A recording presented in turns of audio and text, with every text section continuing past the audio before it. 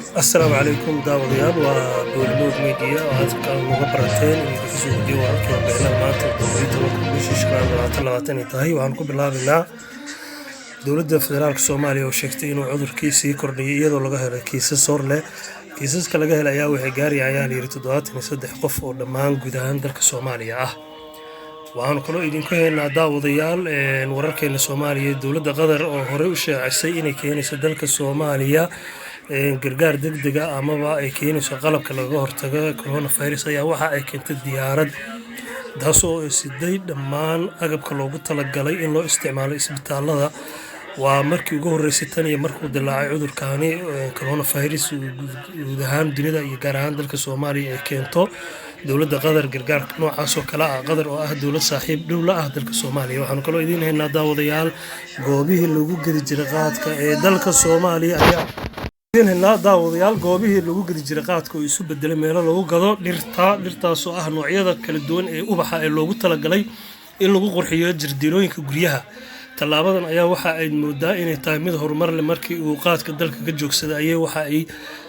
u leexdeen dadkii qaban jiray shaqooyin kale oo dalka aad looga baahnaa waxaanu kaloo idiin haynaa daawadayaal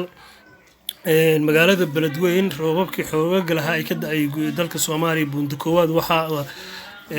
sheegayaa inay ku dhinteen 3 qof saddexdaasoo saarnaa gaari dameer u sida alaab oo damcayna ka gudbaan halkaas kadibna ay biyuhu la tageen waxaanu kaloo daawadayaal idinku haynaa wararkeena madaxweynaha dowlad goboleedka Puntland Mr Deni oo beesha caalamka khadka online-ka kala hadlay ayaa waxa uu sheegay in nidaamka doorashooyinka qabsoomaan xilligii loogu talagalay ayaad moodaa in maamul goboleedyada iyo siyaasiyiinta walaac ka muujinayaan inay dib u dhac ku yimaado doorashada dalka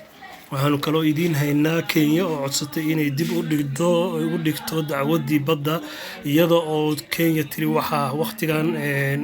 nagu nasaameeyay cudurka COVID-19 iyo dhaqaale xumo sida aawadeed ayaan waxaan u codsanaynaa in dib loo dhigo dacwadaas taasoo ay Soomaaliyana ka biyadiday daawada fadlan haddii tahay channelka markii ugu horeysay soo booqatay subscribe like comment kala baqayn adigoo mahadsan waa mar kale iyo Boolimoog Media waxaan idiin haynaa daawadayaal halka uu ka bilaabmay cudurkan dunida aadka u saameeyay dhibaatada faraha badan ku haya ee coronavirus ama COVID-19 ee dalka China gobolka sabartamaha Hawaii magaalada Wuhan ayaa waxa laga soo sheegay ilaa hadda inaan laga helin wax kiisas oo cusub asbuucyadii ugu dambeeyay taasoo aan mooday China inuu si adag uga hortagay ama uu soo afjaray arrinkaasi waxaan kaloo idiin haynaa daawadayaal wadamo Yurub ayaa waxa ay sameynayaan wax loo yaqaan easy lockdown iyagoo dib u furaya xeebihii iyo meelihii dalxiiska waxaa ka mid ah dalka Greece oo furay xeebta caasimadda oo gabi ahaanba isaga yiri waa in aan dib u soo celinaa dhaqaalihii laga heli jiray goobaha dalxiiska ayuu yiri waxaanu kaloo idinku haynaa warkeena isla dalka waxaan ku jirnaa wararkii dibadda ee dalka Mareykanka iyadoo uu cudurku sii fidaya ayaa waxaa gobollo badan oo halkaasi hore loo furay ayaa waxa ku soo biiray gobolka Philadelphia ayaa wuxuu codsanayaa ama Pennsylvania iyo in dhammaanba laga qaado xayiraadda saaran waxaanu kaloo idiin haynaa daawadayaal in dalka Brazil uu noqday mid isaga sare mara wadamada Spain iyo Ingiriiska isaga oo la sheegayo Brazil oo aan si adag uga hortagin ayaa la yiri faafidda cudurka coronavirus ayaa waxa hadda wararku soo sheegayaan in dalka Brazil uu aad u sii laba kacay cudurka iyadoo la soo sheegay tirada dhimashada uu sare u dhaafay wadamada Ingiriiska Spain iyo Talyaaniga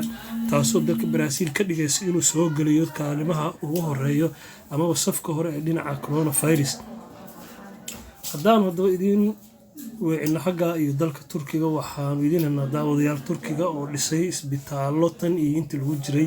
xaaladahan halista adduunka ku jira la dagaalanka cudurka COVID-19 laba isbitaal oo waaweyn oo aad caalami u ah ayaa dawladdu waxa ay ku dhawaaqday inay 31 dal ay u furtay albaabada taasoo ugu talagalay in xaaladaha caafimaadka ee 31daas dal ay keeni karaan dadkooda Turkiga ayaa waxaad moodaa inuu soo bandhigay awood ama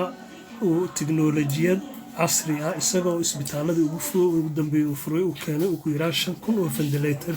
taasoo dunida mucjiso gelisay